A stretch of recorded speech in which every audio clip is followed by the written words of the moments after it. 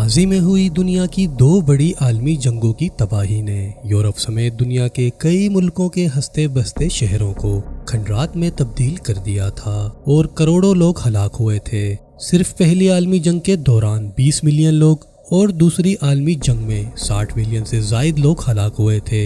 ان خون ریز جنگوں کے حادثات اور واقعات کے مناظر کو اس دور میں موجود کیمرہ کے ذریعے محفوظ کر لیا گیا تھا، اور اس ویڈیو میں ہم ایسی ہی 60 ڈسٹربنگ اور خوفناک تصویروں کے پیچھے کی کہانی جانیں گے، تو ویڈیو کو آخر تک ضرور دیکھیے گا۔ دی پرزنر آف وار۔ اس تصویر میں نظر آنے والا شخص ایک شکست خوردہ جرمن سپاہی ہے۔ ایسا لگتا ہے کہ اس کے حوصلے پست ہو چکے ہیں اور اس نے زندگی کی ساری امیدیں کھو دی ہیں۔ یہ اپنے تاریک مستقبل کی طرف دیکھ رہا ہے۔ اس سپاہی اور اس جیسے ہزاروں فوجیوں کو سوویت روس کے فوجیوں نے اسٹالن گریڈ میں شکست کے بعد جنگی قیدی بنا لیا تھا۔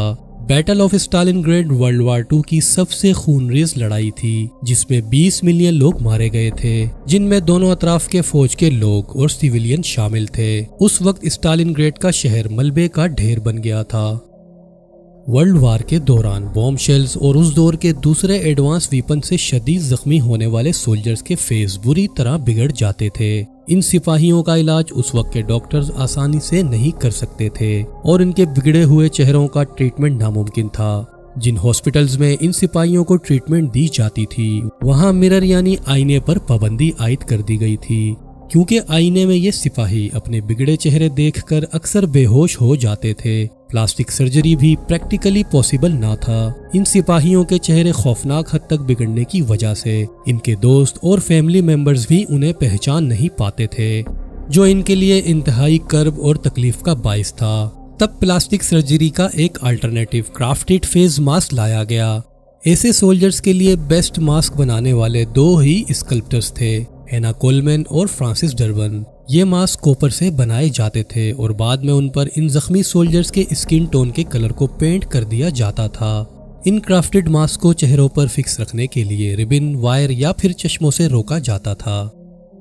The Russian gas mask. اس تصویر میں رشین فوج کے ایک گروپ کو گیس ماسک پہنے دیکھا جا سکتا ہے۔ ورلڈ وار کے دوران اس گیس ماسک کی مانگ بہت زیادہ تھی اور ان کا استعمال سب سے پہلے زہریلی گیس کا مقابلہ کرنے کے لیے کیا گیا تھا۔ 1914 میں یہ گیس سب سے پہلے جرمنی نے اپنے گرینیڈز اور توپ خانے کے اسلحے میں استعمال کی تھی۔ یہ گیس ٹرینچ وارفیئر یعنی خندقوں کی جنگ کے لیے استعمال کی گئی تھی، جو خندقوں میں چھپے سولجرز پر استعمال کی جاتی تھی۔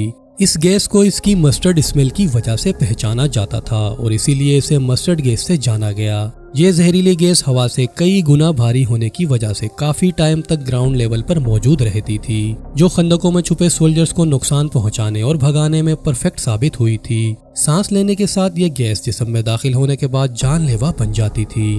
اس کے سمٹمز میں سینے میں درد، خونی کھانسی، الٹیاں اور ہاتھ پیروں کا اکڑ جانا شامل تھے۔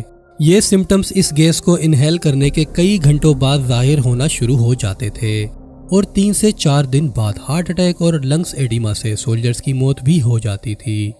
یہ تصویر ایک سوویت جاسوس کی ہے جو مسکرا رہا ہے، اور یہ فوٹوز جاسوس کو گولی مارنے سے پہلے فن لینڈ میں کارروائی کرتے ہوئے پکڑے جانے کے بعد لی گئی تھی، اور اس نے سوویت روس کے لیے اپنی خدمات کی قیمت اپنی موت کی صورت میں چکائی۔ اس تصویر میں نظر آنے والے 6 جرمن لوگ ہیں جو ورلڈ وار 2 کے دوران پولش فائرنگ اسکواڈ کا سامنا کر رہے ہیں۔ ہر آدمی کے چہرے پر مختلف قسم کے جذبات ہیں۔ ان کے چہروں پر مایوسی، سزا کی قبولیت اور خوف سب کچھ ظاہر ہے۔ ہر شخص اپنے طریقے سے اپنے انجام کا سامنا کر رہا ہے۔ لیفٹ سائڈ سے ایک تیسرا شخص مسکراتا دکھائی دے رہا ہے، شاید اس نے ہنسی خوشی اپنی موت قبول کر لی تھی۔ یہ تصویر جرمن حملے کے نتیجے میں پولینڈ میں موجود جرمن اقلیتوں کی ہلاکتوں کے سلسلے کے دوران لی گئی تھی۔ 1944 میں لی گئی اس تصویر میں فرینچ مزاحمت کاروں کا ایک رکن جرمن فائرنگ اسکواڈ کا سامنا کرتے ہوئے مسکرا رہا ہے۔ یہ ایک فرضی سزا تھی اور یہ سب اس فرینچ مزاحمت کار کو ڈرانے کے لیے کیا گیا تھا تاکہ وہ معلومات فراہم کر سکے، لیکن جرمن فائرنگ اسکواڈ کا یہ حربہ ناکام رہا اور اس نے کسی بھی قسم کی معلومات دینے سے انکار کر دیا۔ بعد میں اسے جرمن کنسنٹریشن کیمپ میں موت کے گھاٹ اتار دیا گیا۔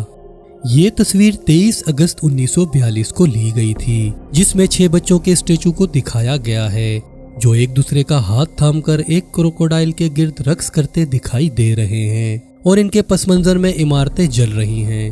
یہ تصویر بیٹل آف اسٹالن گریڈ کے دوران جرمن فضائیہ کی بمباری کو ظاہر کرتی ہے۔ ان بچوں کے مجسموں کی معصومیت کا منظر ان کے آس پاس ہونے والی تباہی کے بالکل برعکس ہے، اور اس اسٹیچو کی یہ تصویر شہر کی معمول کی زندگی کے سکون اور جنگ کے بعد کی خوفناک حقیقت کو بیان کرتی ہے۔ جنگ کے بعد بیٹل آف اسٹالن گریڈ کی یاد میں اس اسٹیچو کے ریپلیکا کو اس جگہ ریسٹور کر دیا گیا تھا۔ آج کی ویڈیو میں بس اتنا ہی۔ ویڈیو اگر پسند آیا ہے تو ویڈیو کو لائک اور شیئر کرنا مت بھولیے گا۔ چینل کو سبسکرائب کرنے کے بعد بیل آئیکن کو بھی دبا دینا تاکہ آنے والی ویڈیوز کا نوٹیفیکیشن آپ کو مل سکے۔ اپنا بہت زیادہ خیال رکھیے گا۔ اللہ حافظ۔